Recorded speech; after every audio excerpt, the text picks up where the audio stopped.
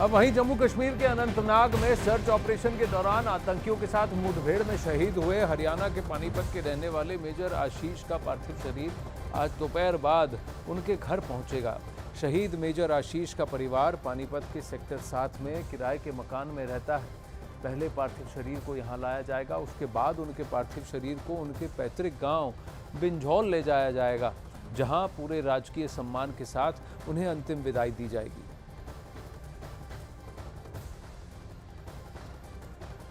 मानव इस वक्त हमारे साथ पानीपत से लाइव जुड़ रहे हैं। मानव, बताइए आप कहां पर हैं?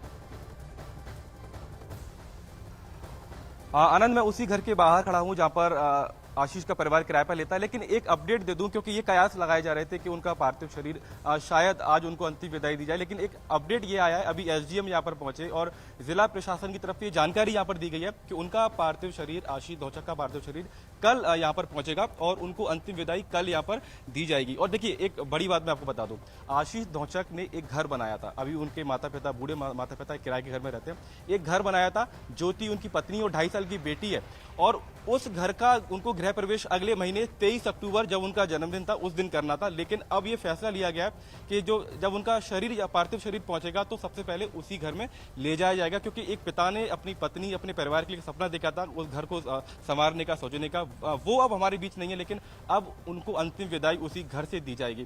तो सुबह से हम लगातार यहाँ पर मौजूद हैं।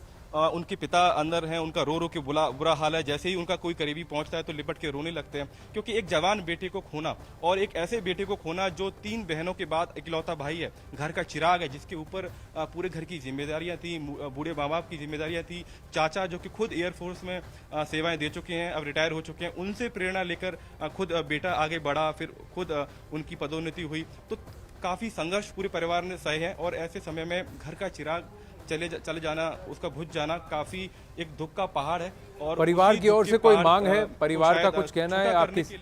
आप किसी से बात कर पाए मानव? देखिए, हमारी बात हुई, हमारी बात हुई सुरेश से, जो आशीष की जीजाजी। उनका कहना है कि लगातार शहादतें होती रहती हैं। आज आशीष, कल कोई और था, कल कोई और होगा।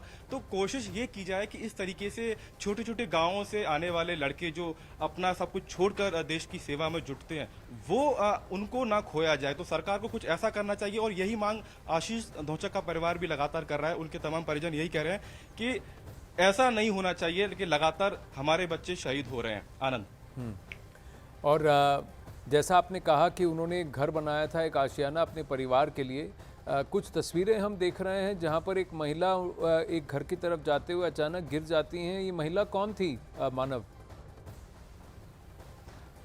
देखिए, आशीष सबके बहुत चहेते थे। जब उनकी जीजाजी से बात हो रही थी, उन्होंने बताया कि 3 बहनों का बहुत लाड़ प्यार उनको मिला, और जब किसी को ये खबर मिली कि आशीष, अब ये दुखद खबर मिली, तो लोग उनके घर की तरफ भाग रहे हैं, उनके परिजन रो रहे हैं, बिलख रहे हैं। तो उन्हीं में से एक परिजन थे जो मिलने आ रहे थे, और वो गेट के बाहर गिर पड़े। तस्वीर हम आपको इस वक्त दिखा रहे हैं।